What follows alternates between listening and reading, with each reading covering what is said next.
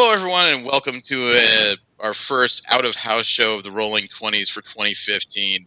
Remember, you can subscribe to this show on iTunes and on Stitcher, like us on Facebook, follow us on Twitter at the Rolling 20s. You can send us any fan mail, suggestions for the show, or hate mail at mspfreight@yahoo.com. This is Jeremy. We went out to Anime Los Angeles 2015 to check out the last year at the Los Angeles Marriott, but we actually managed to overload ourselves with guests. About 6 people from the Cosplay Wrestling Federation stopped by. The organizers, Kevin and G, showed up. I am shit with names, so I can remember the rest, but we had visitors like the Afro Saiyan, Scott Heyman, Hatsune Miku, and the reigning champion that really defies description until you actually hear the show. So I want everyone to sit back and enjoy. Our first in-house show should be to you in about a week, and we'll be reading the Joker hardcover. So have a good one. Listen to the show, and it sounds like it goes on for 3 hours, but can you believe it's only 90 minutes long? All right, everybody, take care and enjoy. Great. All right, out of here. Yes. This makes it really official. Okay. A couple of simple ground rules is really don't have any. We actually have an explicit tag on the show, so if you feel like saying something, say it. You can cuss. You can do whatever you want. Fuck yeah. If you feel the need to haze any of us, go for it. Yeah. We do it to each other enough. Yeah. I get insulted on stage. I get insulted here. Used to it. The library is now open. There, who is? Now I can talk about the joys of eating ass. Oh, Jesus. Joys of eating ass. I actually love eating ass. Oh, why are we recording that? We are. Straight up our recording. Look at that. Right this moment.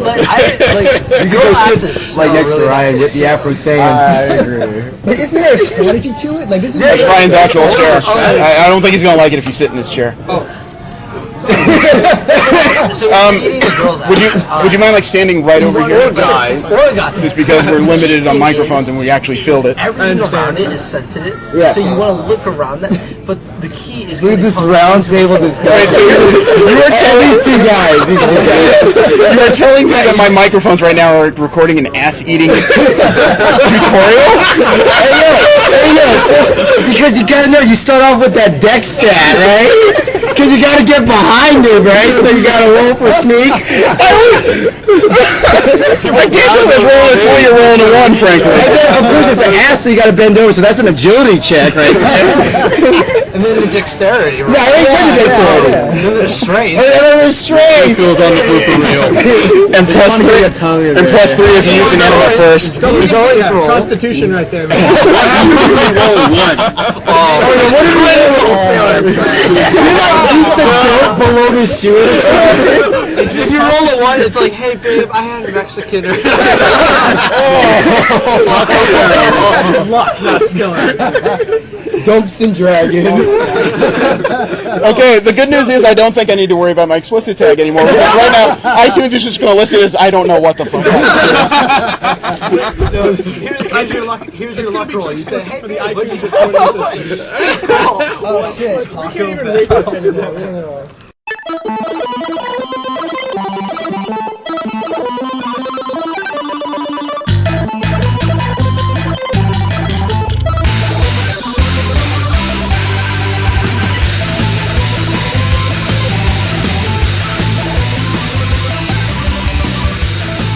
Hello and welcome to another episode of Rolling 20s. We are the show that's slightly less annoying than a Vicky Guerrero promo. I am Jeremy. Steve. Jesse. Anthony. And we have a ton of special guests. I'll just let them introduce themselves from Cosplay Wrestling Federation, starting with... Gerard, everybody calls me G. I play Mr. Hiki. Hey, this is Kevin. I play the Shaded Decree. I'm Edwin, and I'm one half of most of the heels. I'm Christopher Blount, otherwise known as the Afro Saiyan! My name's Ryan. I am the other half of the heels. We're behind Base Madoka and Mitt Romney. And now the Domino's Pizza crew. I'm Tom Hansen. I'm the quote-unquote official photographer. And to go with it all, we actually have the current reigning champion. Glad you could I am Robert, and right now I am the current champion as the Freaky Fish God. I just want to say this, that the current champion is a reverse merman who flopped on the stage and talked about fish domination. Which is still one step above a My Little Pony character. So I've been at I've been at cosplay wrestling since its inception. I've seen kind of what works, what doesn't work, and when I saw that fish guy, I was like, "That is the dumbest thing I have ever seen." First round elimination, and then when he goes up there with that voice, like, "Hello, everyone," I was like, "Oh my god, he's gonna get booed off the stage." He did. He came out sounding like Mickey Mouse on a bender. He did get booed out. He did leave the stage with the belt in his hand. In his mouth. It's like the equivalent And you're of dating her, Doink right? the Clown. You are dating a winner. You are dating a winner. You got video on this? Yeah, no video on this, but I thought the defining moment of it all was mid-promo. When he's talking to the former champion, JoJo, he literally says, "Do you know what I'm going to do to you?" And immediately switches hands with a microphone around this giant head, puts on his side, "I'm going to do this!" He starts flopping around the stage, and the crowd is actually chanting, "Splash! Splash! Splash! Yo, Splash! I Splash!" legitimately was questioning reality. Like, is this real? Fuck it! Give him the fucking belt! I was like, is this literally gonna be the head of our company? Literally?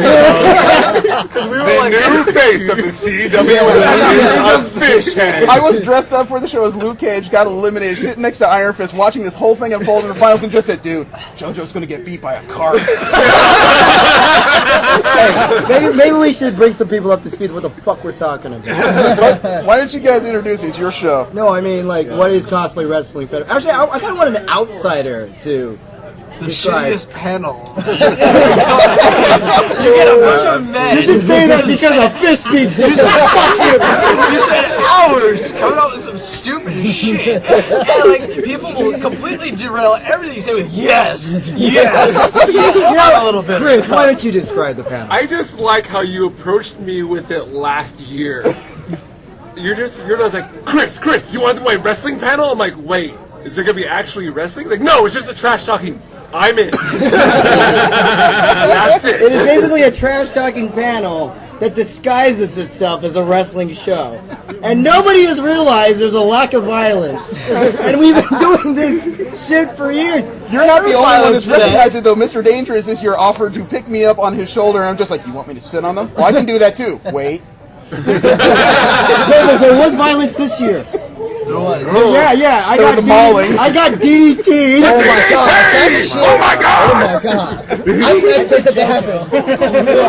Like I didn't expect that to happen at the very end of the show. You big guy! Oh my god! On his arm! We should have called the fucking number one, he's man being mauled by a fish! Where was the referee? Yeah, where was our referee? I'm sitting in the background, still like Cage leaning over. "Dude, which one do we protect?" We had no idea where to go with it, just sitting in the stage. What do you think we found? And we run the goddamn show. The closest we got to involving the championship was yelling from the back, "Put it in his mouth!" See, it was really awkward from our perspective too, because the entire time we're physically standing on stage, and I turn my head to my left, and I just see a giant fish head looking at me. Actually, you know what?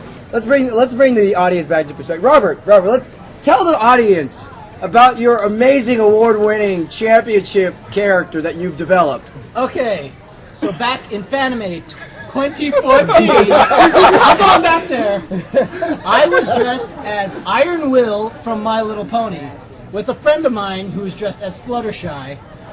And Chris over here, along with Wes, aka Mr. Dangerous, decided to rip me a big new one. I must become a fish. You know what's sad is the team you described still sounds tougher than Los Matadores.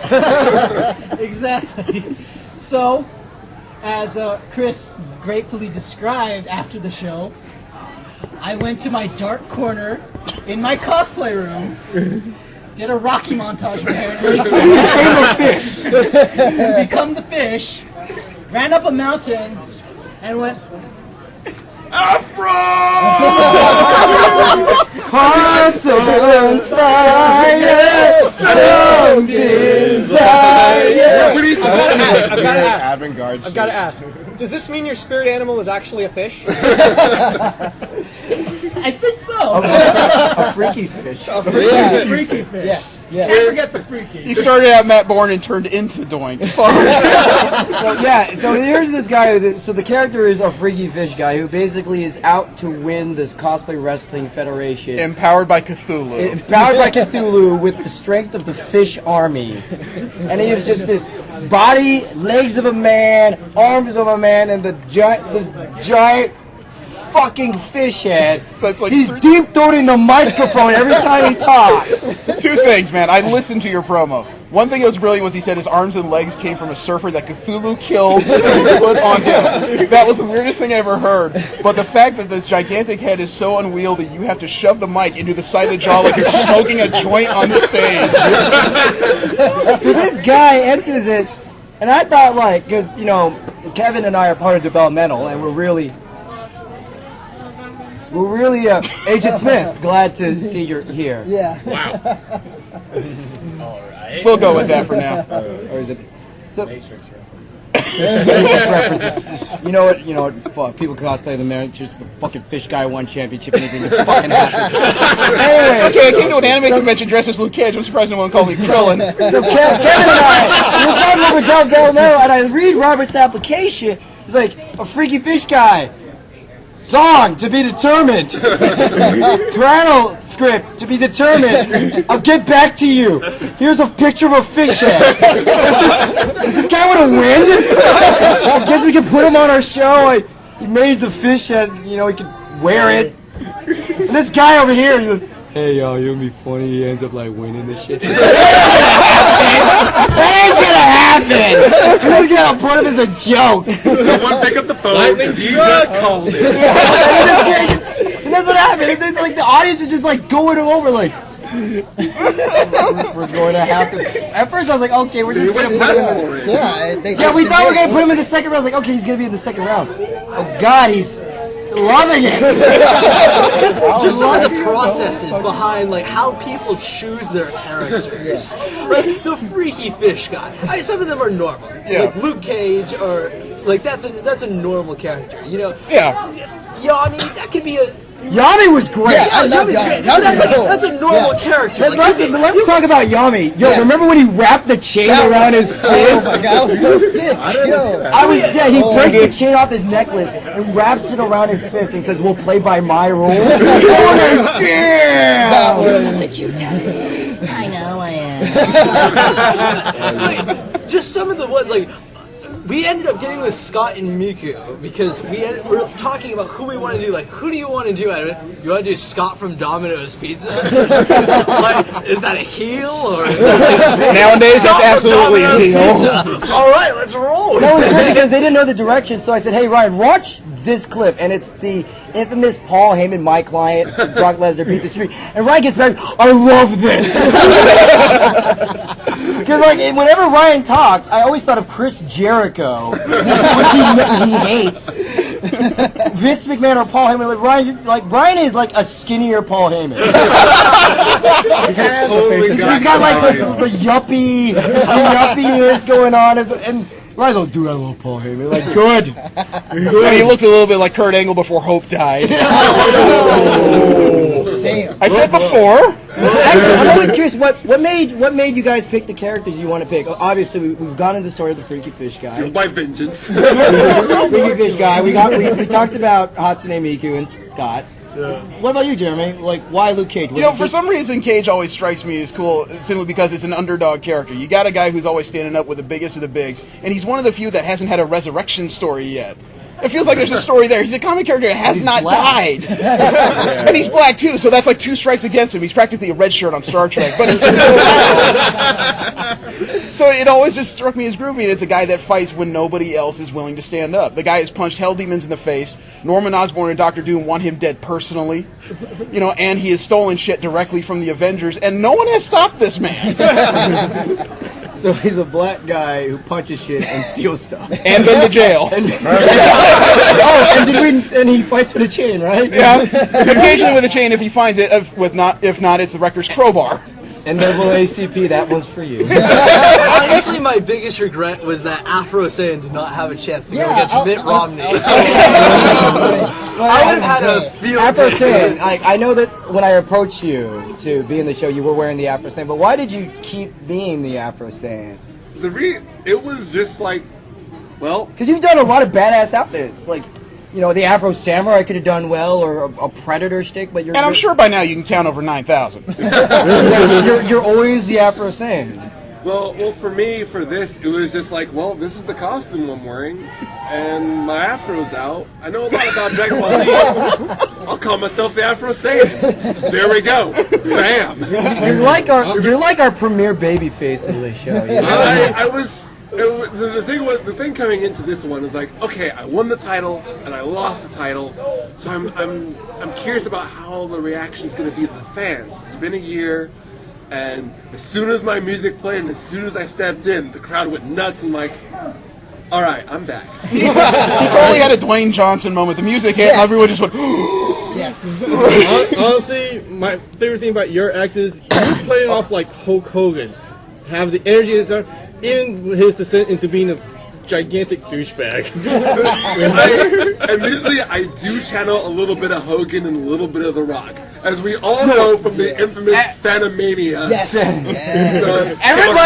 Everybody submitted an application, including Robert when he was Iron Will, writes, and Jeremy, like, talk about your character. Oh, I based my character off The Rock. Yeah. No one bases their character off Paul Heyman. And to be fair, AX, you based it off of Mr. McMahon. Yes, Mitt Romney was McMahon. Like that was like what he was trying to go for. He just it was me. I found out. I feel kind of bad because he Afro Saiyan ended up watching Madoka after ALA, after he faced off against based Madoka. So he's thinking like he must have gone in like thinking this 12-year-old's like fuck you. I'm gonna beat the shit out of you. I had like this sweet little girl like cats in a tree. Another act that you haven't seen was we did a house show over at SAC Anime SummerSlam. Yeah. And it was called CWF Blackout, and the defending champion was Matt from Digimon, who was a little based off of heel Diamond Dallas Page. And he said like, I got the style, the riches, and the attitude. I mean, matitude. Well, I will not shut you guys. I've been in 2 now, and I still want to win. You know, that's still my overall goal. I want to win once, but it doesn't matter who won the fucking the title. Here's one of the oddest things. Jack shit. I know.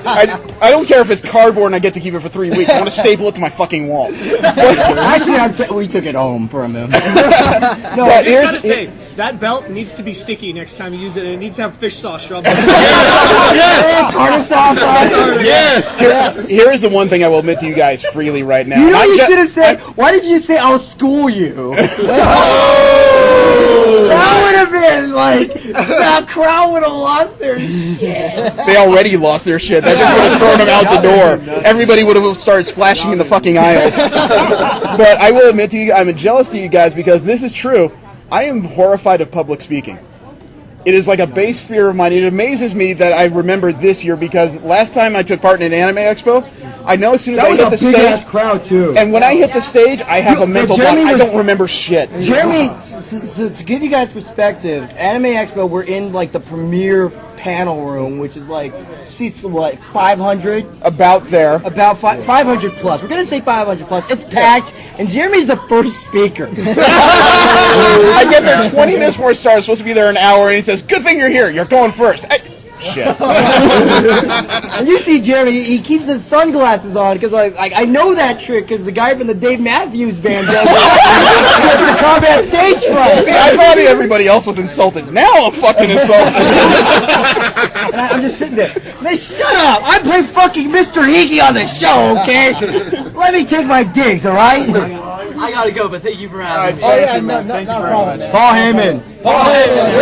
Scott Heyman. Younger, more successful brother. He owns Domino's, ladies and gentlemen. I cannot tell And you. the thing is, you have that awesome WWF belt. I know, I've got this deep baritone, and he was funny afterwards because as soon as the show's over, I say, "So how was he?" He said, "You were great. I didn't know that was in you." What was in me? And I go back, he says, "I'm going to put it up." As soon as it's on YouTube, I click it, I hit start, and like 15 seconds into me, it's just click.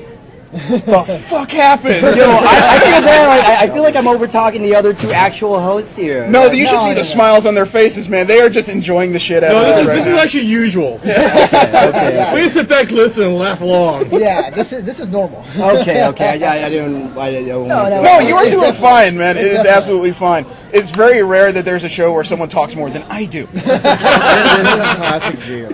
Yeah, it's Absolutely. Vintage G. Vintage G.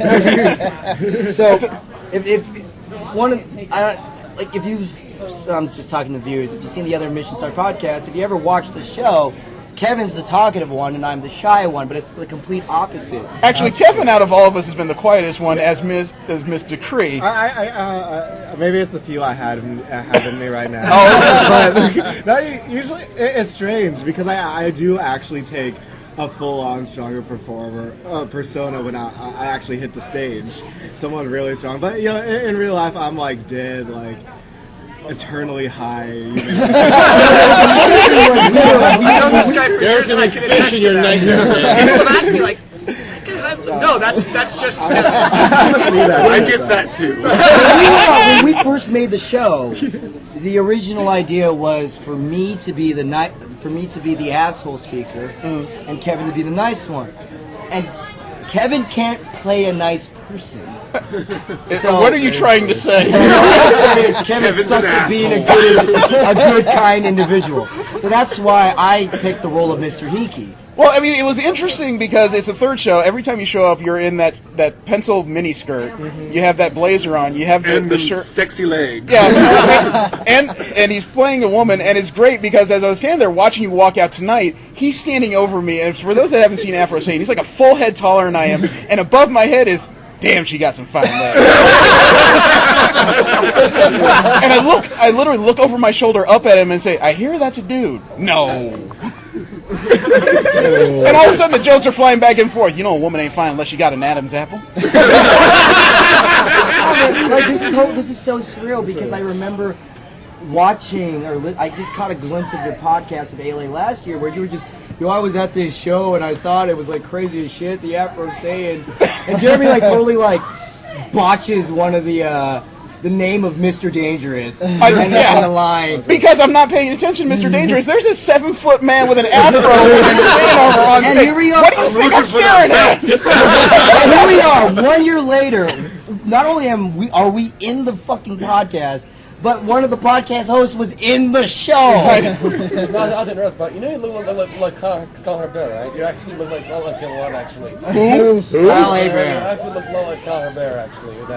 That's very interesting. I'm not quite sure how to take that. Yo, he's an actual good view. I know. Thank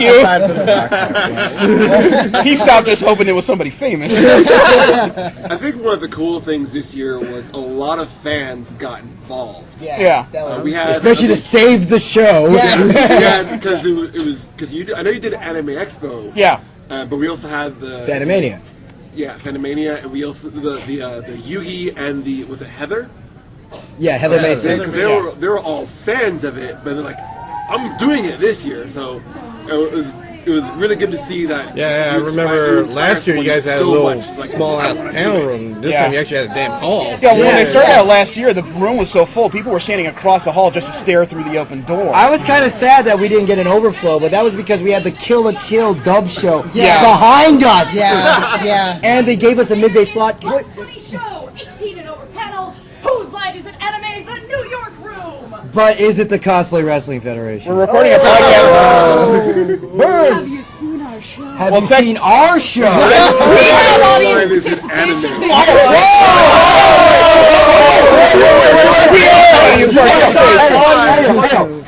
We had a giant fish. We have carp. We have Magic carp. Freaky fish guy. Freaky fish guy. Freaky fish guy. If I can interject for 1 second, she came by yelling about whose line is in anime. I think she owes us $15 for free advertising. Send it to Casey's. I will. But does her show have signs? Does it have the audience cheering? Wait, don't, let's not knock her show. got the ass that I got. Let's not knock her show. I am going to get emails just demanding equal time now. The one thing I use to describe the CWF is that it is legitimately the only panel you can go to, and it is okay and encouraged to boo the performers. I'm still waiting for that one character that actually gets people so riled up they'll actually tear up their shit and start throwing One of things. them wait. There's at the Blackout show, there was this guy that we recruited by the name of Towel Man. And it was like, he had this, and he just threw this horrible, he did this bad promo, and the crowd's all, throw the towel! Throw the towel! And I was just watching, I was like, damn, and one of them was Mr. Wendell was in that show, who's a very prominent staff member of convention scenes. And there was this Sherlock cosplayer talking about how she was like 150 pounds of pure demon killing skill. And then Wendell's always like, listen here, I'm 300 pounds. I'm twice as skilled and twice as talented. And it's just like lines like that is why we live for the CWF. There's moments where Kevin and I just like fall out of our chair. I actually fell out of my chair. It's true, I have it on photograph. Yeah, you actually told me once I managed to do that to you, and I wasn't even against anybody. No, I'm still trying to cut my opening promo, and I'm heavy set. I've never made that a secret. And one guy actually yells, "Hey Cage, nice stomach," and I just yell back at him, "I got the stomach to kick your ass." And he tells me afterwards they practically had to pick you up off the floor for some reason. Oh yeah. You were just on your ass. It was me and the referee, Booker T's referee friend. And you were talking about the engine block. Oh, yeah. And we were just dying. Yeah. I don't know why. Yeah. And wait, of course. Because I was threatening to beat people over the head with an engine block. Who I know made a guy in our audience stand up and spin like a ballerina. That was hilarious. Wait, what was that? That was Phantomania. Oh, that was you shared the video, the reaction video. That was the Scouter one. Oh yeah. That was so good. Oh my god! I gotta admit, I am pretty proud of that moment. You should be. I wasn't quite sure on how it would read. Like, oh, well, he's just doing a knockoff, or like, no, it's like I have the Scouter, and all right, let's just try it. And the audience ate it up. Now, look, I am shit with names, but you have been in this since the beginning. Yep. What was your thought process when the whole thing was proposed and you're filling out the email just going, yeah, we'll see? You fill out an email, I know this. We're pretty notorious because we never do the paperwork. Never? Yeah.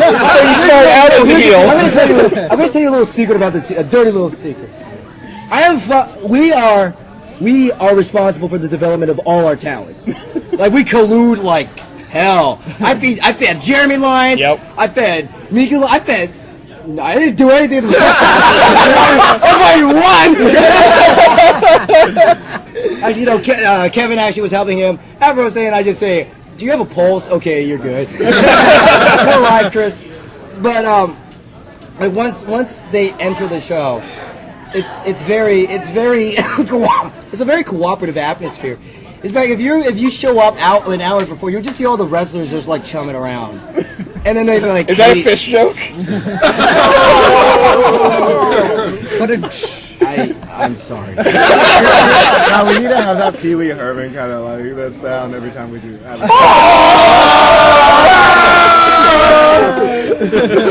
what if we had a Pee Wee Herman instead of For those of you listening at home, I am not 100% clear what the fuck is happening in this moment. I'm enjoying it, but I don't know. Cosplay wrestling. Watch it. It's like, the word of the day at Pee Wee's Playhouse. You say the word of the day, everyone goes, Okay, we're gonna stop that shit now. Please. I will say though, like, it was really cool that the Ions really got into this one. They're always into every show. Yeah, definitely. But like more so, I like the fact that I wasn't sure who it was that made the sign. Oh, that's my friend. Shoutouts to Steven Regalo. Hey, too sweet. He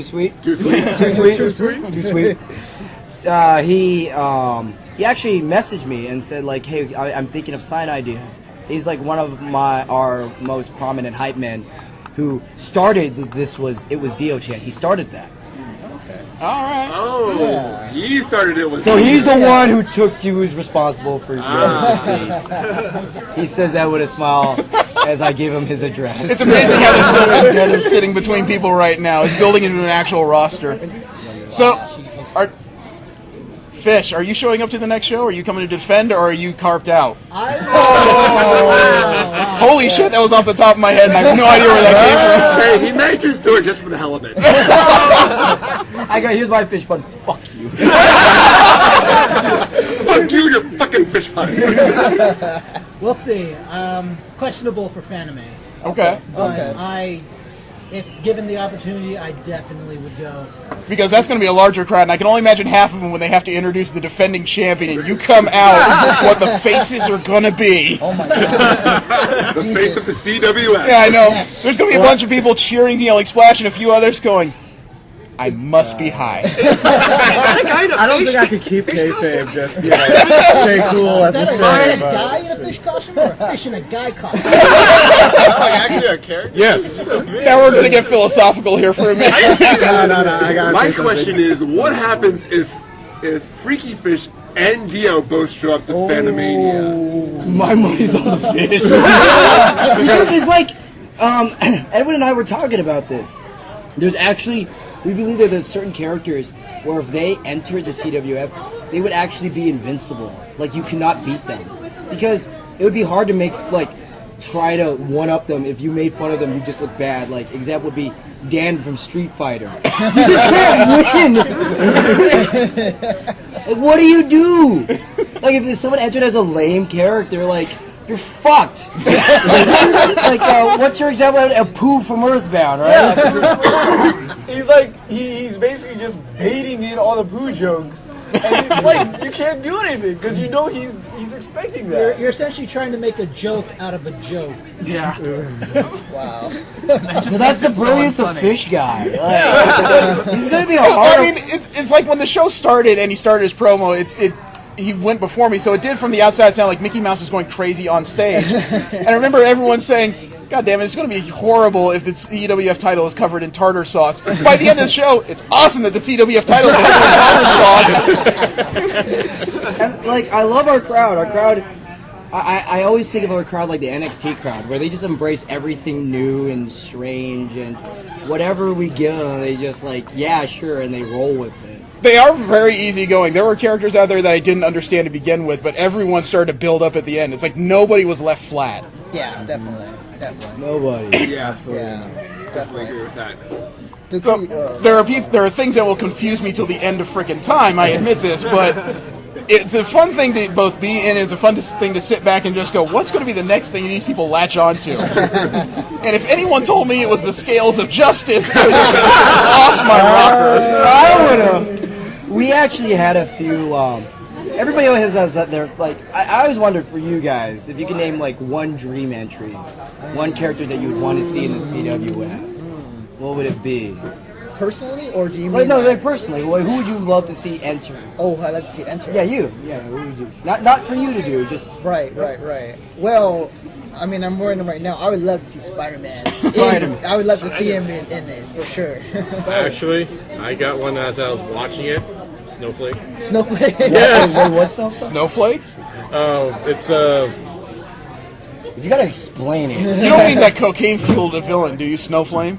No, Snowflake. Oh, thank God. Wait, are you talking about the MLP character? Yes. Oh. He's called Bulk Price, but no, the guy lives in Fresno. He might. Who knows? I mean, if you had to put a gun to my head, it's the first thing that comes to my mind as a comic book fan is X-Men's Beast. So you would love to see Beast? Yeah, I'd like to see that. That would be unusual beyond belief. Honestly, I haven't watched the show yet. No, he's saying what character which could you imagine coming down the aisle? That would be just off the top of my head. I'd like to see. I would like to see the Thing. The Thing. Tom? I have always wanted to see someone join as Duke Nukem and then lose terribly. He just walks on like, I am just the most amazing person ever, and just gets booed completely off the stage. And never understands why. That's awesome. Wes, who played Mr. Dangerous, had a really good idea of Freddy Fazbear from Five Nights at Freddy's. That would be your dream entry? And have like an entire stable of like Five Nights from Freddy's just come in, roll in, just, like the other three just stand there staring at him. Fazbear just rocks the mic. This would be terrifyingly awesome. I think you just found the Freaky Fish's new arch nemesis. I mean, you could totally bring it in as like a rival stable coming in to try and take this. That would be creepy. What about you? Any I mystery? think I want to see a tuxedo mask enter. Oh! I'd be sick. I mean, like, you don't can think just he see the stands a rungs chance. come out. But actually, maybe Saiyan touched on your next storyline. Maybe it's time for you to find a rival faction. An invasion. We joked about that. It's just, I don't like putting too much outside story into this show. I'm not asking you to bring in another company, just set up something else. No, where... that temptation has always been there. It's just that by then it makes the show about what we want it to be, as opposed to what grows out of the show. I see. You want to evolve naturally. Like, with look at what you guys are talking about. This is stuff that we could not have scripted. I think the most notorious scripted yet unscripted moment was everybody thought that the Booker T last year was from us. I know. Which he wasn't. I remember the look on your face trying to figure out what just happened. Other people got security, we got him the microphone. It was the best thing we ever did. But Fish Guy, dream entry. Going with the weirdness motto. I guess I'll go with Elmo from Sesame Street. No! Not the Count! 1, 2, 3! The Count would be great! Great. Oh my god. We'll see almost any character from Sesame Street. I would have to say the Count. I'm picking Oscar the Grouch. He comes with his own extreme trash can. He gets on stage and all of a sudden he says, "You know where we're starting?" Pulls a kendo stick out, tosses it, pulls a chair out, tosses it. Finally pulls out like a barbed wire 254. That's what I'm looking for. Here's the Shaded Decrees dream. Oh yeah, no, I've actually talked about this character a lot before. No, it's kind of like on the same lines as Sesame Street, but I want to see a heel Dora the Explorer. Can you find the loser? Bueno! Help me find the way to the CWF title. Which way is it? Dude, that guy. Wow. Can you find the jabroni? That's right, all of you. So if anybody wants to enter, please. Sex does not matter. Oh my god, that'd be great. Hey, Jeremy, if you're looking for a good gimmick, Nobody wants to see me in a skirt. So no. The shaving would be hours. So no lie. I think I told you this before. Actually, I didn't get to say mine. Oh yeah. My what's bad. yours? I have a lot. I actually have a lot. Like Lieutenant Surge, Tomoko from It's Not My Fault That I'm Not Popular. Yeah. She would be great because she'd get like cheered like, what the hell do I do? But if I had to pick someone right now, it would either be Captain Falcon. Yes. Captain Falcon, or Mr. Rogers. Welcome to my neighborhood, bitch. That'd be. It'd be the most polite smackdown you've ever heard. You know, as far as How can you win? Yeah. How can you talk shit to Mr. Rogers? That It's is like, Mr. Rogers, your name starts with a boo, get the, how dare he? Though for heels, I would love, like, an Anita Sarkeesian. She'd be like the social justice. You know, actually, as far as anime characters, I like to see someone dress up as Mao from The Devil's a Part-Timer. Oh, that's pretty good. That's a different one. Can play both. You okay over there? Great. All right. I'm just under the influence of alcoholic beverages. Honesty is key. I'm gonna look like him soon. was gonna say real quickly, like, you know, I think I told you before this, Chief, but like, I told you, like, I had a dream that. So you want to enter Martin Luther King? I understand. You gotta get That would be another one that'd be really hard to trash talk. That would be unless we get Malcolm. But it would X. also be technically that easy. I'll just show up as Uncle Ruckus. Ooh, actually, I'm throwing bricks to your March Nash since 1952. I got a brick with your name on it. That'd be great. No, but seriously, I had a dream where actually I was in the CWF. Like, it was A dream? I told you to be in the CWF. I told you not to hit him that hard. No, I told him he should have entered. He would have been, since he was Armin, and they could say, "Yo, I'll drop the Armin hammer on you." No, I mean, like, no, it's funny. Like, it was a dream, and it was funny because I did think several times, like, before coming here, it's like, should I enter, should I not? And like thinking of a character or something. So I'm not saying I'm throwing my hat into the ring, quote unquote. Especially who would film it. Yeah, but like, it may or may not happen. I don't know. Like, who did you enter as in your dream? It actually was like Spider. It was Ben Riley, actually. Ben Riley. Ben Riley? Yeah. Nobody would love you. No, wait, were you Scarlet Spider Ben Riley or Uncle Ben Riley? No, I was Scarlet Spider. Oh, thank God.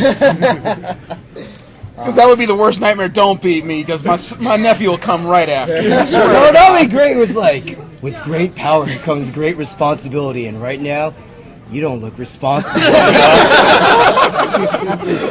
I feel like there is a certain, there's got to be a certain great feeling. I can't compare it to you guys, but like, I'm sure there's a great feeling to being up there and just getting to your character. Or in this case, Edwin and Ryan, who love booze. Actually, let's talk about that. Let's talk about our only heels. It's really interesting. Usually played by the same individual. Yeah.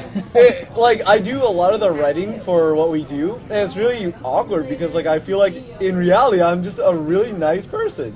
But like, I really like getting booed because it's just something so unusual. Like, I feel like just egging people on to do something they're usually not comfortable doing. But during the first show, especially, you were a success at that. You were the only one who got booed into the finals. Yeah, that's true. That is true, yeah. Yeah, I'm really surprised that not too many people have gone the heel route, because whenever you talk to people and they always say, like, I wish I was a pro wrestler, and then you ask them face or heel, like, everybody wants to be a heel. And in the CWF, everybody wants to be a good guy. And I think it's because that people usually dress up as good, like, you know, paradigms That's of true. virtue. Yeah. I'm still not trying clear. to be a good guy. Yeah. Just when you were Iron Will. Okay. Oh, Iron Will. I was about to say, because the fish, I couldn't read for shit. I was like, what? I have got to ask, was that fish costume specifically for CWF? Or, like, what is that fish costume like? Okay, so I like a really J-pop, J-rock band called Flow. Yeah. They're responsible for most of the intros to Naruto. And in one of their songs, which is called Remember, those freaky fish guys are in the music video playing instruments. Almost exactly how I look, except a lot more better production-wise. And they're just like singing into the mic, just how I was with the mic, with the thing stuff in my mouth. People were rocking on the guitars and playing the drums, and that's what I gotta say, you just stumbled on some untold genius. I am seriously glad that the mic you had on stage was not wireless, because the next time he had to give that mic back, he could just shoved it in the mouth and I really wish that a lot more people here, because there's many individuals that we should be talking about, you know, to get their perspective, like a Duralaf, our ring announcer. Yes. He was channeling The Rock. Yes. And he was Triple H. and started Stone with Triple Cold. H. Yeah. He did a great job when the mic was out, keeping everybody in their seats and keeping the show rolling, frankly, because we were listening to him from afar. We could make him out without the microphone, and he did a tremendous job keeping everybody happy. Yeah, he definitely did. Duralaf did great. Especially Heather Mason. Heather Mason was that was actually a very complex entry, and you would only get it if you followed indie wrestling. Like, did anybody here get, like, what she was trying to go for? I couldn't hear her. Really couldn't hear Yeah, it was, she was going for John Moxley, which is Dean Ambrose's indie days, and that's why she has the fork. Okay. Because John Moxley would always talk about the times that he almost died and growing up on the streets homeless. That's, you know, Dean Ambrose's old chick. And that's, like, a really, like, niche on niche thing that we can only do at ALA. Yeah. Because AX's crowd is... Little brain dead by the time If it's things not start. popular, they're not getting it. All right, thanks, guys. Thank you, Fish Guy. Congrats. Thanks. The fish has left the building. So there's him. Was he the one that we saw walking around and we were trying to figure out what he was dressed as because he had the fish head on? Oh, Yep. okay. Yeah, So that was okay. him. But So I actually saw the champ I post. think Kevin and I are in agreement, but our the breakout star was Yami. Yeah, I think so too. That was the show I didn't make it to. No, this year. No, This year, I'm Yami. sorry. Okay. He was first up. Yeah, His first performance, yeah. That was his first performance. Yeah, usually it's easier to sit in and listen to people, but because of the way the speakers were turned and all of us were in a 90-degree angle, it was harder to hear some of the things going on. Really good. Yes. Like, really good. I want to see him in future shows. definitely. Yeah. I'd love to see him in future. He was, wow. I want to see everyone in future shows. and, this was a and very Joseph solid- Joestar, dude. He is, he's such a bro. He made the belt. He made the he made the belt? Wow. Yeah, he made the CWF belt. And like he's always checking in with me, like on giving his thoughts and like his and just said like, hey, I'm gonna do this. Is that okay? I want to do this. Is that okay? And it's, like he's such a good worker. I mean, and he really deserved that gold. Yeah, he did a pretty good job. It was pretty awesome. Yeah, it was definitely Ultimate good guy, Joseph Joestar. I think I found your next entrant. Yep. Yeah, those of you that don't have video, we just saw that walk by. We not recording video. We are not recording video. yeah.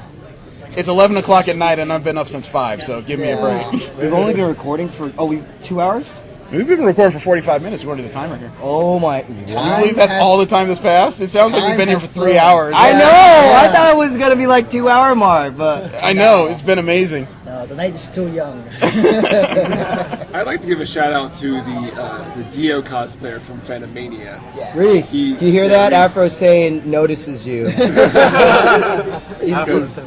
I wasn't expecting him to go to do what he did, and I was like, oh, this guy's awesome. He's matching me line for line, and just it was an awesome You're speaking to experience. him in the heavens right now. It really was a runaway success with him because before the show, like, you know, we sort of meet an hour in advance, and like I take people's pictures, everyone like chats and strategizes, and this Phantom Dio shows up. He's quiet, he's not very animated. Everyone else is like pumping themselves up, like Fish Dude was literally doing push-ups in the aisle, and Dio's just standing there in the corner. And then finally, you know, his music comes on, he steps in, and he flips on, and it's just he's glib, and it's like, where did this come from? It was amazing watching Dio work. Actually, no, I had Dio wanting to go. Yeah, you wanted to make Dio first. Dio first, right? But you said that he was actually, Really, really he's like, scared. it was so nervous. funny because I said like he comes in late, and if you know anything about Dio, because he's actually a teacher in Hong Kong and he has this very posh British accent. So I was like, all right, Dio, you're first. No. Is that? I don't know what to do yet. Is it okay if somebody else goes? I'm really not ready. Is that all right? And then little Matt goes first, and he just sets the world on fire. For Phantomania. He was a good entry. Phantomania was the show where we realized this was a thing.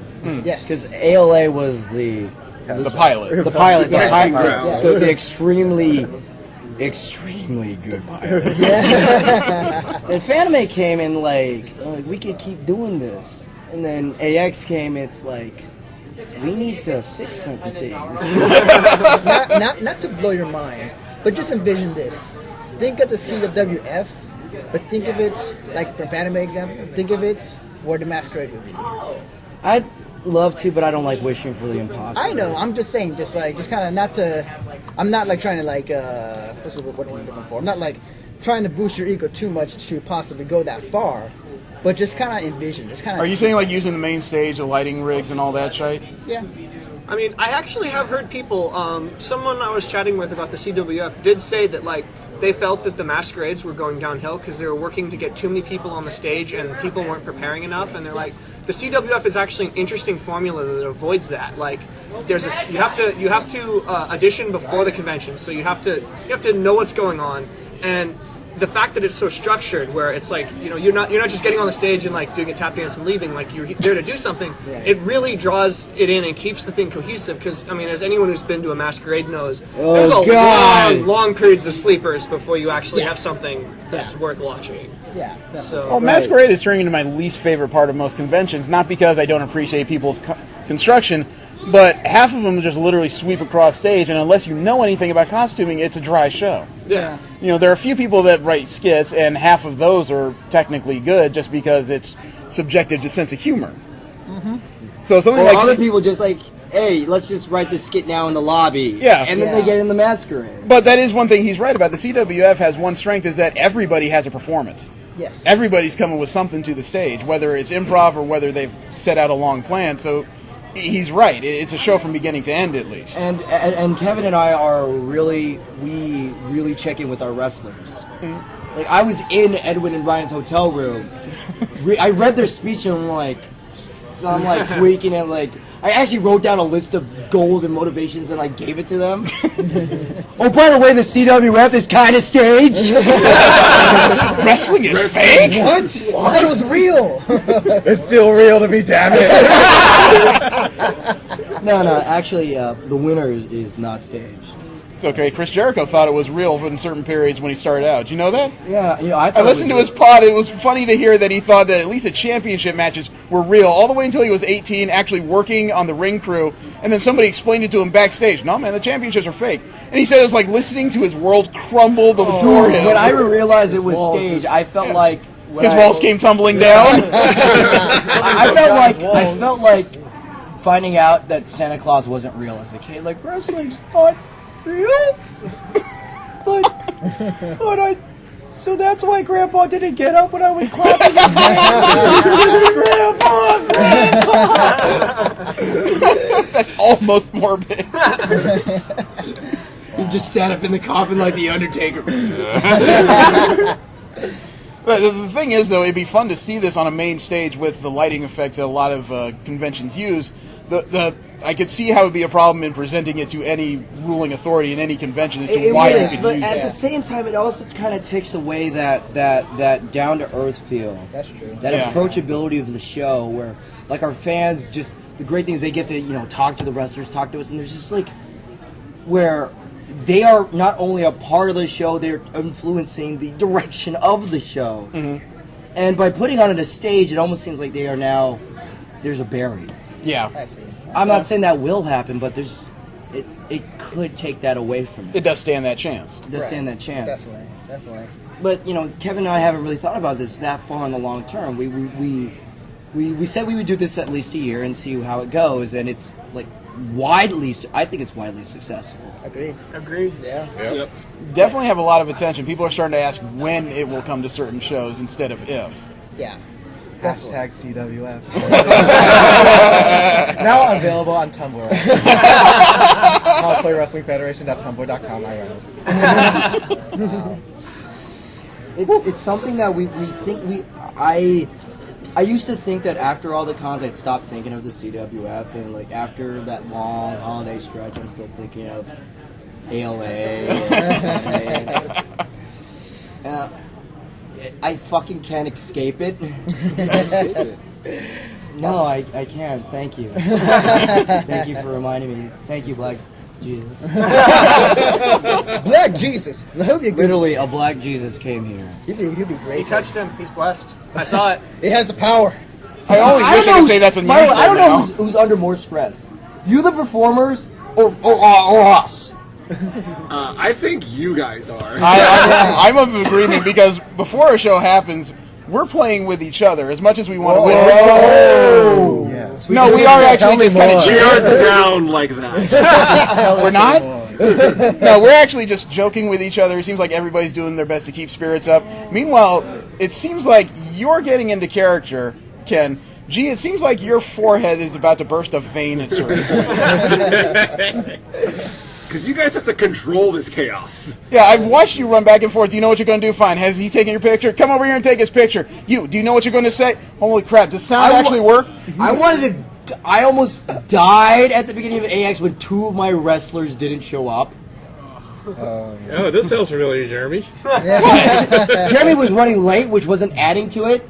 But they like called me like, hey, we're gonna run late. We had an interview. Like, oh, thank God, we're gonna have camera. We're gonna have a wrestler. Oh God. Oh, who's this fucking asshole with a blue shirt? Oh God damn it! Why can't I just run into the ring and super punch him, man? And I just,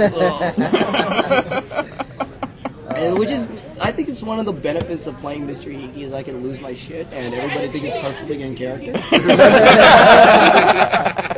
And indeed he has, for the record. Oh yeah, I'm bald in real life. So. We watched him pull his hair out. It's funny because when we first did our first interview, Jeremy was talking to Kevin. He's like, hey, so Kevin, I saw you with that long blonde hair. That's a wig, right? I'm like, nah, dog. That's not real. I'm like, gee, you got that stupid bowl cut, right? That's got to be your real hair. No, that's a wig. So he reversed them. He thought the wig. It's my curse. I learned visually, so when people change haircuts, I lose who the fuck they are for a few minutes. Yeah, but I've met one person at a con 5 times and barely knew it. God, I took a lot of shit this show. Mr. Hiki took so much shit during this show. Most of it from Durlath. And the DDT. Oh yeah. You want to talk about the DDT? The DDT was impressive because not only did it knock your hair off, it knocked her hair off. I just tried to put it on in pose after. In the audience, watching at the end of the show, I get DDT'd right on the stage, and my head hits bounces off the stage. Are you okay after that? Yeah, actually, it didn't hurt at all. Yeah. Okay, good. I released his head right in time. Don't try this at home. Go to a friend's house. Yeah. Like the crowd just like went, oh shit! When the DDT happened. Yeah, that was whole fuck. You could actually see a couple people in the audience start flipping through the books. I thought this said no violence. Man, that was crazy. That was awesome. We wanted to end it on a spot, and we didn't want to part of the main storyline, so we just said at the end, all right, we were thinking of moves. First, Kevin wanted to do an RKO, and he was like, no, that might hurt you. Super kick was another one. Curb stop was another one. Pedigree. Yeah. Pedigree, I was like, no. No, my head is not going between your legs. No, Kevin. Not again. A 3-legged pedigree. Kevin's like, don't treat it like a pile driver. All right, so to give you a little perspective, there's this infamous botch of the pedigree. If you know the pedigree, if you don't know it, look it up. This dude, he's standing between Triple H's legs, and he's supposed to just fall on his belly. But when Triple H jumps in the air, the dude makes his body perpendicular to the floor, thinking it's like a pile driver. Need I remind you, his head is still between Triple H's legs, and he gets just spiked on the mat, and it's horrible. And I watched it 5 times. He fractured his neck. Well, next time one of you wants to drive each other, just let us know. We'll put a table out first. So I don't know if this is going to start a precedent where I get my ass beat at the end of every show. Well, you have a good reason. No, I did. Last show I got my ass kicked. When I played the heel champion, Matt from Digimon, at the end, the winner grabbed the briefcase and hit me in the face. And then I fell to the floor between the other 2 contestants and started kicking the shit out of me.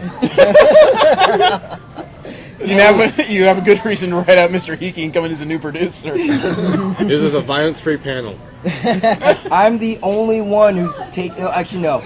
With the exception of ponies and Digimon. No. Dio got hit by a serving tray. Who was the swinger? Mr. Dangerous. Yeah. And Booker T's referee got hit by a chair at Extreme Rules by Jake the Rocker Dog. I remember that. Jay Newton. Oh, Shout out to you. Yeah, that's right. Yeah. Definitely. Yeah, I fucking remember all these wrestlers. We had some bad wrestlers on our show. I think it's safe to say that this is a thing that will keep continuing on as long as people... As long as we keep doing keep doing it. Yeah. I just want to thank you guys. No problem. I just want to thank you that you are crazy enough to sign on and crazy enough to keep doing it. And crazy enough to put us on our fucking show where it's the Rolling 20s, I'm doing all the talking and hosting and... Easiest show I've done. This is the show. Hashtag G. All right, well, we've had you guys for an hour, so I want you guys to go and enjoy the rest of the con. You got to be on your time. I got to So, Thank you. My bad. introduce yourselves one more time so they know who they've been listening to. Yeah, I'm Jay. I'm Kevin, or Decree. I'm Edwin. I'm Chris. I'm Tom. All right, this is the CWF, both its, two of its stars and its central staff here. So thank you very much for coming by. You guys enjoy the rest of ALA, please. Thank you. It's been Thank you. Good stuff, man. Good stuff. Thank you very much. Thank you. That was fun. See you at Fan No rivalry. No rivalry. Those two black people kicking the shit out of each other. Had fun, guys? So, You know, I mean, no lie, when I asked everybody to stop by, I thought maybe we had 20 minutes, 30 minutes, and I didn't expect a full hour out of that. right. That's the good shit. See, people at home, this is the type of shit, the good podcast that is just Less scripted than wrestling. yes. And the next half hour will be us. Yeah. I don't know if that's a step down. I know, right? Like we can't top that. Yeah, we can't top that. So Well, I mean, I don't think I was implying that. Yeah. Well, I mean, so far we've only been at ALA for a day. yeah. And most of us have been staffing during that time, and it has been hard. I mean, it feels like because the hotel knows we're leaving, it feels like they're pushing back this year. Yes. Jeremy and I were talking about this on the way over here. It's interesting to see a hotel be so two-faced. Because last year was my first time here, and they were very welcoming, they were very hearted, they were very just surprisingly happy for us to be here. Yeah. But now, I've been hearing stories of like Jeremy told me, like they're the opposite this year. Like they're not as nice. They don't care anymore as much as last year, previous years. So it's a little disappointing. So I'm just like, it sucks. Well, I mean, I've talked about it, but I mean, Jesse, Steve, have you guys encountered any staff issues so far? Just I did with you with that photo shoot. Okay. Steve, what about you? No, actually, I ended up helping out with logistics today, and they let us come backstage without checking for our badges. I don't know if that was just your inattentiveness or if they were generally okay with us doing that. But Yeah, and the worst part about all this is I've encountered both the best and the worst of the hotel staff so far. There's still individuals on the hotel staff I have seen. Literally, the guy who checked my hotel rooms, I saw him today with a 2015 ALA badge running around trying to gather ribbons. The guy is like having a wonderful time. But as Jesse said, we arranged a private photo shoot where people showed up as one of each of the Sailor Scouts plus a couple ancillary characters. We were down in the bottom level of hotel parking. So far out of the way, we saw a total of 3 individuals in 45 minutes, but as I was shooting, all of a sudden there's a voice off to my side that says, "Can you ask these people to move?" And I looked down to see a hotel security suit. I sucked in air, I said, and instead of waiting for an answer while I'm trying to figure out where to move him, he says, "Yes, you can." So it's like, there's my answer. The guy had a chance to let me at least politely tell people we got to go, but instead he took dick route before I even had a chance to pull him out of it. Right. No pun intended in there. No, absolute pun intended. He was a walking, talking dick. Yeah, it definitely sounds from the sounds of it too. But yeah, like it's. And I've heard stories. That's not isolated. That's not one incident. There's a number of things going on here, and I'm getting these reports from different staff members. So it's not a grain of salt issue. These are people that are actually ticked off who have been working here for years, now having issues. Yeah, it definitely slaps the face of just like so many good years of it being here, and then like go around and just say like get out now, Yeah, and unfortunately that is about the feeling we're left with. And that too. But like personally, I've not run into any issues with the staff. I've been busy all day, been doing video panels and just having fun generally. I will say though, like I did not, because for people who went to ALA who are listening to this or who happen to not be here, I was dressed up as I get to like most of the day. Yep. I did not realize the fact that I got pretty hot in that thing pretty quickly. Like I figured because there's the mouth's pretty see through. It's gonna be air ventilated. It was to some degree, but it's like I'm moving around. People are taking pictures of me the entire time. It's like, And you've got everything from the top of your head down to about mid-thigh covered. Yeah. So, and I'm carrying some like equipment the entire time. Yeah. So it is definitely something that I didn't realize until. I'll be honest, I never thought I'd be sweating in the middle of January. I know, right? Like, you know what's funny is like I walked outside this morning. And I asked my friends, like, should I wear pants or shorts? He's like, shorts. So I went outside, and it's actually warm in the morning. I was like, what the hell is going on? Well, I know it's a little off topic, but the weather's going through a cooling front, but that's not really the issue. The issue is we're about 2 straight miles from the ocean. There's a lot of just general humidity in the air out here. So that's why whenever the air stops, it looks like I'm sweating bullets, and I'm already heavy, so if people are asking me if I can take their photo, I almost worry that they wonder if I'm going into dirty old man territory or something. So I'm doing my best to take pictures, and I'm apologizing the whole time and going, I wish I had a squeegee. I'm trying to play this off as well as I can. But, I mean, the thing is, despite all the problems that are going on, people are still fighting through, and it seems like in general, they're having fun. Yeah. You know, but it's still the same issue we talked about when we sat at this table last year, is that we are getting ready to actually move to a bigger building. We are actually getting ready to raise the cap. We're including more hotels. So it's still the same question. Can this convention that gets by on a community kind of sensation continue that feeling in a larger building that is not the central headquarters of the convention? The funny thing about that is, like, it's funny you mentioned that because I was talking to a friend of mine, and I've heard the stories from Tech Anime Winter, where they're trying to keep a small con mentality, but the numbers are just growing bigger and bigger every year. Yeah. And it's conflicting. And Yeah. oh, go ahead. I was saying, yeah, you're making a point. If you try to keep it small, keeping the sale count too low, you're making it more exclusive as opposed to community. Yeah. So like, it definitely. I don't know. Like maybe LA will take from what this is right now to possibly the same or better in the next one, but it all depends as far as like how everything goes out. Because I think the closest thing I can think of in terms of what ALA could potentially be, in terms of if they want to keep this sort of thing happening, and this sort of thing would be Fanime. Fanime, in my opinion, has that kind of like close type of feel. But it's also big and numbers are growing every year. Now, Fanime, though, has the fortunate advantage of having a convention center with 2 hotels directly connected to it. I have not ever in my lifetime laid eyes on the Ontario Convention Center. Most of the impressions I got is that there's close by hotels, none are directly connected. That's my understanding. I could be 100% wrong, but I won't know until I get a chance to walk through the building. Fanime, you're right, it has a very good community feel, but it's not quite as good as I think this one, and I'm not saying that as a staffer. I'm saying that because you can do everything literally in one building. You can sleep in it, go downstairs, have fun in the convention, do everything it has to do, then go upstairs and either change clothes, kick up your feet, or get ready to go back down and do something else. Agreed. Like I can attest to that. Last year was my first year here, and I was last year on this podcast a year ago. I told everybody here I was having a time of my life, and I really did meant it. Like I was having so much fun last year.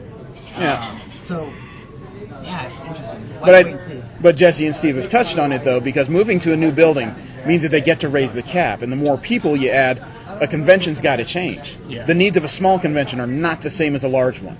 Yeah, definitely not. And especially if everyone's focused on keeping it small and you run into conflict that Anthony was talking about, then it becomes who wins.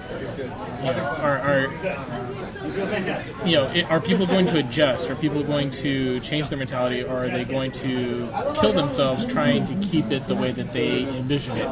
Yeah, and I mean, let's lay it out. A small con does not need large industry guests.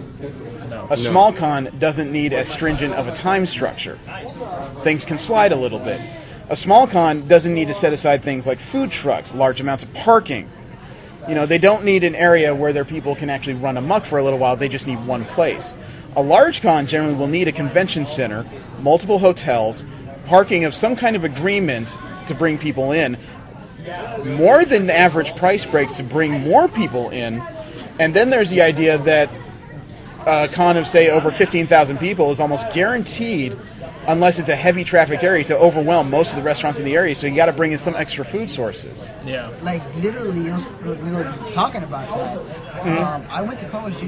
Yeah, like, closed. Yeah, they're closed. It just about killed Denny's. Denny's, that's like the only other option if it's the next place down the road. And this hiccup had nothing to do with the convention. It wasn't an engineering accident, literally. A pipe burst within Carl's Jr. and they had to shut it down for a while. Yeah, and they're planning on fixing it overnight, and they're like, "We'll be open all day tomorrow." But and you get, and you have seen the stress though that can be implied because Denny's instantly had probably double foot traffic just trying to find out if they could grab something. And then you got the norms mixing with the convention goers. Yeah, and now apply that to a convention scale. The head of the staff lounge here is already changing jobs. She said that she's not head of staff lounge next year. She is head of food trucks. So the plan already has to change based on the new location. Damn. So, I mean, those of you listening at home are already getting an idea that just in the idea that we're moving buildings, already the plan has to shift because a convention, a good convention, we're not talking DashCon or some shit like that. It is literally 12 months in the making. As soon as the doors close on the prior convention, you're doing exit interviews, you're trying to find out what worked and what didn't because you got to figure out how your plan changes immediately. And here's the other scary thing too. You're growing in size because you're switching to a new venue. Where do you find people you trust to add to your staff? Exactly. Because it's going to take a lot more people to do what you were doing before. Well, think about what happened in our own department. We've already lost a third of our staff just because they didn't show up. And I'm not going to guess if that was personal issues, unreliability, or what. But that instantly means that those people that showed up must be retained. We need 100% retention because we already have a need to grow our staff by 50% minimum at this point. So that means we got to find more people who are willing to donate their time for little to no compensation for nothing more than, forgive the pun, love of the game. Yeah. And I am fortunate that you guys beyond the podcast have answered this call to come in and staff. You guys have worked hard so far, but unfortunately the fact is my Rolodex gets thin after a certain point, and I need to find like 3 to 4 more just like you. Right. So, let me ask you straight, Jeremy, what is your feeling for ALA for next year? Summed up in a single phrase, growing pains. It's going to be the first year in a new building with a whole new set of rules, and we've got to spend 1 year figuring out not just what we need as far as personnel, but how we are going to fit into this building. We have 11 months after this place closes to figure out where we're going to place, which is good. We got an idea as to where it's going to go, but it's the first year we're going to try everything, and there's going to be communication errors, there's going to be technical issues that have to be overcome in a building we have not been inside, other than maybe the 5 people at the top of our corporate ladder. And, God forbid they run into some kind of issue like they did with the other convention. The hotel just shot down every single, thing because they didn't understand what kind of convention they were hosting. Anime California, yes. Yeah. So, I mean, think about it my way. I'm right now I'm the division second chair in charge of volunteers. I've been sitting in a window the last 6 years where I run volunteers in and out, or I step out and take care of work myself. But going into the Ontario Convention Center currently, I have no idea if I'm going to have a window, a desk, a room, a chair. Everything I understand about the job, I still understand about the job, but the logistics of it are going to change overnight. And I have no idea what that's going to be. I'm going to do my best, but still, it's hard to form a plan when I don't even know where I'm going to sit my ass in the next 11 months. Yeah, I mean, I've been here only once before, but being that it's the same place as last year, I was able to point out to people, oh yeah, this is being held here, this is being held there, and now I'm going to be in a completely new building. I'm not going to know jack shit. And think about it this way, if we add more staff, that means the logistics may change. People may not go to con-ops anymore for peace bonding. We may have a peace bonding station if we can find the right people. We may have more than one information desk like we would like to have currently. We may have registration in one location, or we may get lucky and we may find enough computers and places to do like Comic-Con and have it in 2 or 3. These are all questions that cannot be answered until, I would say at the very least, all division heads can get into the new building and actually discuss it amongst themselves. And think about it this way, even if I am given absolute control of volunteers, not admin, just volunteers, and I come up with a plan, I still have to coordinate this probably with a minimum of 3 other people because I can't step on other division heads' toes, and I have to communicate with them because they have to back up my plan. They have to get me the radio, they have to get me the forms, they have to get me the stuff I need to put behind my head. I know we've gone from Cosplay Wrestling Federation and being goofy as shit to being very serious, but these are the things that I'm sure a lot of people who listen or go to conventions don't understand, that this is the behind-the-scenes shit. Yeah. And this is the non-drama shit. This is not people not getting along. These are literally the questions we have to answer to put on a better show for other people. Yeah, and especially for ALA, because they I like your shoes. She has LEDs in her shoes. It's awesome. As we said before, like this convention is moving after this year, and there are a lot of changes happening. And when people hear this, there's obviously going to be, because like here's the thing: when people go to ALA next year, people are going to have a lot of questions, and this podcast is kind of a prelude to what it may or may not be for next year. Yeah. I think the one thing that I think is going to be, I wouldn't say interesting, but if this is a kind of forecast to what's going to happen next year, people didn't like. Depends who you ask. People didn't like Psych Anime Winter. It was bad. With ALA and the way it's going to sound, or the growing pains that may happen next year, those cons will probably still be attended, but people are going to say they're going to be not as good as previous years. I'm sure next year ALA's attendance is going to grow. We've hit cap the last 3 years. It was a rabid feeding frenzy when we ran out of badges a month before this year. The question is, can we keep the quality show? And there is one X factor I think we need to bring up that we haven't talked about. We know that the staff here generally does its best to put on a show because it's a community show. We're not bowing to trade right now, but that may change if we grow. Here's the X factor. We're moving to a new building, and we have to work our staff with convention center staff now, the Ontario Convention Center. And if you think about the past few convention reports I've been a part of, the biggest pain in the ass generally is the staff of a hotel or the staff of a convention center. San Diego is like one of the few exceptions to that rule. But now we're dealing with a whole bunch of other staff in Ontario. The East End of Los Angeles, I don't know if they've dealt with a lot of fan conventions. I don't know if they're prepared.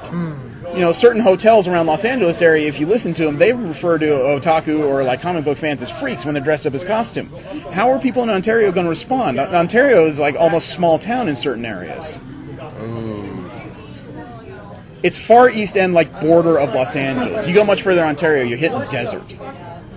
Okay, it's about as close to red state territory as LA gets. So I don't know how the Ontario Convention Center is going to respond to what we have to bring. Think about what you just heard with Cosplay Wrestling Federation. Fun-loving people, rowdy bunch, weird as shit. How are people that may not have seen this before, and I'm only guessing based on what I know of Ontario, how are they going to respond to a bunch of people walking around as the Afro Saiyan, the Freaky Fish, a bunch of guys walking around in skirts? What are they going to do? What are their responses? Yeah. Both overt, the loud ones, and the silent ones. Are we just going to get mocked behind our backs? I don't know. These are valid questions. I did not. Well, it brings to mind the year that we had Anime Expo, and they threw us in with the Mormons. Christians. Well, Mormons are Christians. Yeah. But yeah, no, the looks that we received and the sharing space was not fun at that point. I think they actually even ended up picketing at one point. There's a couple times Act has been big enough that Christian picketers have actually showed up. Yeah. So it just, which is the mark of good growth. I know. They're catching attention. But I mean, I'm not doing this to be negative. I'm not doing it to shoo people away from ALA. But we're going to have a whole new group of people we have to work with. Yeah. And they are the biggest X factor I could think of, because the first time any of us are probably going to get introduced to them, even as div heads, is probably in about 6 months, and we got to feel these people out fast. Yeah. Well, and I mean, honestly, that's going to be one of the key issues. Yes, it's definitely going to grow again next year because you're going to allow for growth. We've capped off the amount that we've allowed for this convention. What, 2 years in a row now? Three okay, guys, this would be the third year. Yeah, the first year was a soft hit. We had like 200 badges at the door. Second year, we ran out at the door, but we suddenly found like 200 to 300 badges that we could sell to people. This year was a sellout a month before anybody even showed up. So, no, hands down, going to be bigger, but it is going to be in a new location. That's going to change things a little bit. Just comparing like Anime Expo up north compared to Anime Expo down south. Yep. Huge, and that's a pretty big, location change. But at the same time, just some people are going to be able to make it. And for those of you saying Anime Expo's never been up north, fuck you. I was there in '93. Oakland, yeah. But yes, it's going to grow, but yeah, it's really going to be all about the impressions that people take away from next year as to whether it continues that. But we also have positive pieces of change happening. Right. We're obviously going through a recruitment drive right now, so they're looking for positive people to staff and volunteer. But there's more changes going on because it's almost a changing of the guard happening right now. I've noticed a lot of the division heads this year are much younger than the prior years. There's a lot of people that have either fallen out of love with conventioning, as people do, or they're just handing over the reins to their lieutenants and the other people coming up. It's gotten to the point where the CEO that's been in charge of this place since I started staffing like 7 years ago is stepping down. Chaz, this is his last year. Right. The VP, Alec Orok, as soon as the doors close this year, is taking over. It's now his show. So that's good. That also gives us a chance to add a fresh perspective to how this is run. At the same time, we're going to do a new building. But there's also something to be said about consistency. I mean, this is not a dig against Alec Orok. This is not begging Chaz to stay. But this is one of those periods where you're going through large growth, new building. You almost want the leadership to stay the same for one more year if you could. But Chaz has admitted he's already a man that's busy. He's not running just this convention. He said he was running 6. Oh. I'm not sure what the list is because I'm not going to ask the man. He's busy enough. But he's admitted that running conventions can affect your personal relationships as well, and he has to trim somewhere. And this is a successful show for all intents and purposes. Even the rough shit going on, this place is still full of smiling, drunk-ass people. Yes. Yes. So it's a good show. Even this year, with all the troubles we have, it's a good show. But still, one more year of this massive growth with the same people at the top would have been a good place to start. Yeah. We don't have that, so we're going to do what we can. Just would have been good to have. Yeah, I hear you. I think it would have been a great transition from being in the building, having the same staff, and staying on for this one more year, and then have the new people come in next year. So if you have a good idea as far as like how's it going, how it's going to be. Yeah, and that really means that we have new leaders who are taking over now, which is good. 80% of the leadership is going to be the same. It's just a few people at the top are going to change. But that also makes it more important that those of us that are in the rank and file continue to do a good job and are willing to give it at least one more year. At least willing to give it one more year to give it that chance to change and turn into whatever it's going to turn into. Fuck a mascot. Okay, now I just realized that too a minute ago. Say that one more time because it sounds like you're saying fuck a mascot. Faku mascot. Thank you. So, that makes it more important that those of us that are not in charge, the rank and files, actually stay consistent in the jobs we do for at least one more year. Yeah. At least then, if it turns into something we don't like, we can hand over the reins to people we are sure are competent before we just walk off into the sunset. Yep. I mean, that's true facts. Yeah. But hopefully by the time that the Conover pod is going to be recorded, there will be more interesting stuff going on. Because I'm a division head, I have to sit behind a desk a large amount of time. Jesse has set aside time because the tabletop gaming room tomorrow is going to open up with the 5th edition D&D. He gets to try out something none of us have ever rolled dice on before. Steve, you I know you worked a lot of the day. Have you seen anything on your own personal time? No. Honestly, if I paid attention to anything and I wasn't so busy, look at the schedule and see what that, there was a panel I wanted to go see. Unfortunately, but I didn't look, and we were just too damn busy. Hey, Sammy. I'm okay. How's it going? Yeah. Ain't it ever? For me, it's disappointing because this is the 3rd time at conventions I've missed this kind of panel. I know. Sooner or later, you actually have to tell me I can't do shit. I have to do X, Y, Well, no, Z. I didn't even realize it was there. That was the problem. Okay. That was the first problem. So you hit the ground running and just didn't look back. Yep. Okay. And to be honest, I did go up to the gaming room and checked out their board games, and that's where I found out that, they were going to be doing a 5th edition thing, so I came downstairs immediately to tell Jesse because I knew he wanted to try it out. But yeah, I'm hoping to be able to at least grab a game on Sunday. You know, one thing I can say that I'm sure all of us noticed, for a con of like 4,500 people, cosplay out here is strong. It is. Very, very It strong. is. That's That one of is- the main reasons I come is just to look at the costume. And that's one of those things that I can honestly say as a staffer, I can't suck up and make that sound better than it is because it's other people doing it. Cosplay out here is strong. It is. It is. You know what's funny? Is that I've been so spoiled of ALA's cosplay quality. I go to like other conventions and say, Yeah. I kind of was like, I've seen better. No offense, but I've seen better. Well, you know, Fanime still, for my money, has the best cosplayers in the California circuit of cons. I think Fanime is king. But it amazes me, not just how strong the cosplay is at this particular convention, which is so small, but the proliferation. I ran into one cosplayer in 4 different outfits today. Yeah. Just today. Yeah. You know, it makes me wonder if they actually packed blue jeans before they left the house. But I think that is also kind of an advantage that this has because the hotel room is just right upstairs. Mhm. So it's a You're lot right. easier to just do those costume changes. You're right. So people may have to trim back their cosplay calendar next year because, as far as I know, again, there is no connected hotel. But there is a piece of good news to go with that. Word is that the headquarters hotel for next year's Anime Los Angeles, or some people like to call it ALA of Ontario, the Radisson Hotel is the headquarters hotel.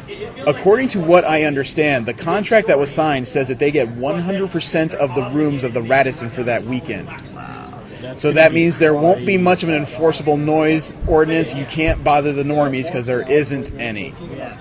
So it's very likely if you're looking for a party and it's after dark, that's where you're going to go. And then, not to mention, since that's 100%, is that 100% staff or that's just 100% for 100% convention rooms. Okay. Every room in the hotel that is not like staff cooking something is a convention room in that hotel. Right. Now, is all staff going to be allocated to that? That's something I need to figure out because they have not said if we have to take those rooms. Because personally, on the list I've heard, I want to go to the Ayers. The Ayers is mini suites, similar to what I stayed at for Kamikaze. So there's a stove of some sort, there's a dishwasher, there's a fridge. Nice. That would be the place I would rather go based on what I know. I need to, like I said, I need to put boots on the ground and actually walk the area. Yeah, I was just curious because it's like if all the staff is in one place and then you also turn that into Party Central, it's a lot harder for people to get into trouble because you've got people there. Yeah, you know, hotel security doesn't have to choke the shit out of people out of line. We do. Don't fuck our shit up, bitches. Well, it's only day one. There's It's only day one. It feels like it's 3 days through I know, 4 already. It feels Fuck. like it. It feels like it. It really does. But I got good news today. What's up? I don't have to report for jury duty on Monday. Oh, there we go. Yeah, that was I my met- good news. That was my good news on Wednesday. Yeah, I meant, Tuesday's still happening, but, I get an extra day. But I get to tell you this story. I got the worst fucking news just before I left. Wednesday night, I am off work. I am on my time. I've packed all my shit to go to the hotel for Thursday. I'm online with him playing Destiny over Xbox One, okay? And as he's sitting there, I'm telling him a story because I have ordered from Sideshow Collectibles. Those people that make like $300 comic book statues. I ordered a Green with Envy Poison Ivy. For those of you that don't know, there was a Poison Ivy based on Stanley Artgerm Lau's work, and then she had peach skin. But the statue sold out so quickly, they came up with a special edition where she has green skin instead. I ordered it, and I used so many points, I got it for practically half price. The final payment date on this was December 15th. The payment was taken out of my card. I realized while I was at work a week later where it was supposed to be delivered, I still had not seen it, so I called Sideshow. The lady was very nice, tracked it down within 5 minutes, but she had some bad news. She said, about your statue, Mr. Wilson, it's still on the boat. And I said, what does that mean? She said, well, it's in the harbor and it's still on the boat. So I dig back in my knowledge of current events and I said, wait, you're talking about the longshoremen strike. They haven't unloaded the boat? Yes. So I told her I'm disappointed, but I understand. I'm not going to yell at her because she has nothing to do with this situation. So all I asked for is notification when it comes in. I thanked her. I hung up the phone. So the Wednesday before this convention, like I said, my car is half packed. The other half of my stuff is sitting in the room. I'm playing Destiny at 10 o'clock at night trying to relax. I get an email as I'm mid-level, and I flip it open while he's defending the room, and it says that Sideshow has gotten in a limited amount of the Green with Envy Poison Ivy statues. And they're going to dole them out as people order them. So I'm looking at that just going, well, okay, it's 10 o'clock at night, I'll figure that out later. 15 minutes later, my phone goes off again with another email. I open it up, and it says, congratulations, Mr. Wilson, your Green with Envy Poison Ivy has been shipped. Enjoy. And I start howling with a little bit of like house and like shot him or something. Yeah, it was this weird sound of like disappointed, wounded rage. He just says, "What the fuck is wrong?" And I said, "They shipped my Poison Ivy statue." He says, "Isn't that a good thing?" I shipped it to work, and I'm going to a con. I wish I was there to hear that. It was bad. I thought he got swatted or something. I was like, what the hell, man? It was the worst piece of news I could have gotten for something I've been waiting for 3 weeks. So that means that right now, very likely, there's a large box sitting under my desk at work that is worth $350 without tax. Fun times. None of you know where I work, so you're not stealing shit. Fun times. At least you work with fairly honest people since they... Wait. Shut up. I work with lawyers. But they know the law, so... Yeah, they know how to skirt it, too. I work with lawyers, man.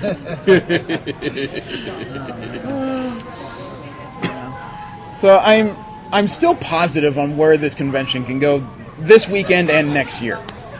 But there's just a lot of question marks before I can give anybody like 100% recommendation on what to do about next year. It's just the truth. Yeah, it's the same, hope for the best, plan for the worst. Yes. Agreed. We'll have to wait and see. And hopefully we'll get hotel staff that won't actually try and kick us around as soon as we say, well, done here. Yep. So, yeah, Jeremy, I think this is... I think we'll save the rest for the con over. This has been 90 minutes of... Well, 60 minutes of smack talk and 30 minutes of reminiscing. Yes. Yeah, because there's still a lot of stuff I want to say. I want to hold it for the con over. Yeah, sure. we definitely have to... And it'll be helpful if we do that after we actually have a chance to get out and do something. Yeah. Agreed. Awesome. All right, so it's a safe place to end it here. I think it's a good time to sign out. Oh, yeah. Next time we have a live show like this, I'm going to WonderCon. So maybe Steve and I will be there together. It's still kind of to be worked out. I know Alex is going to WonderCon. He said he's up there. I already got plans for another convention the other way. Yeah, you're going to go ride horses. See, and that's another one that's really known for their cosplay. BronyCon or WonderCon? Probably both, but I was speaking of WonderCon. Okay. I just want to be clear. I didn't know where your thought process was. Actually, BronyCon happens at the same time as Comic-Con, actually. This is different. Oh, that's right. You're going to BabsCon in April. Yeah, BabsCon. Yeah, All right. so am I. So for those of you that didn't know, we just identified 2 different My Little Pony conventions specifically. Yes. Yes. Some of you probably didn't know there was 1, but there's 2. They exist. 2, there's dozens around the world. They are. You know, the world is like Schrodinger's cat. It's not existing until I get there. I thought that was like Schrodinger's dog. We had this discussion. Your role keeps getting smaller, Jeremy. No, I like the discussion of Schrodinger's dog because it was Alex who said, Schrodinger also had a dog? I said, I can imagine the conversation. No, he didn't. Yes, he did. No, wait, he didn't. Yeah, wait. Take us away, Jeremy. All right. Thank you very much for tuning in. We'll have another show next week with V where we're reading the Joker hardcover. Oh, okay. Good to know. We discussed it at the end of the last damn show. I wasn't there for it. You were there. Was I? Remember, we had technical difficulties. Yeah. We did the end. You were there for the discussion. Yeah, at the very end. Yeah. The one that took us 2 or 3 tries to commit to. But I don't remember that. It's a Joker hardcover from 2008. Okay. We'll see if he shows up. Thank you very much. Yeah, thank you very much for tuning in. Our next actual home show will be in about a week where we discuss the Joker hardcover. We'll probably have V back with us at that point. She has a new job, so her schedule's changing a little bit. Yeah. Okay. Our next convention show appears to be WonderCon, given if schedules work out. But the next time I'm sure that a number of us appear to be getting back together will be Fanime. Yes, Fanime for sure. Fanime, I guarantee that. I can say I could show up for Friday. I already have the days out, so I gotta show up. And who knows, I'll probably get sucked into Ken and G shows again. Thank you very much for tuning in. I invite you to roll with us again. Have a great weekend and enjoy your 2015. I am Jeremy. Steve? Jesse? Anthony. Have a great one, everybody. Don't jerk and drive. Peace. Oh God, I saw. Wow, you ended it again. Yeah, I like that one. That might actually be a good show closer. That was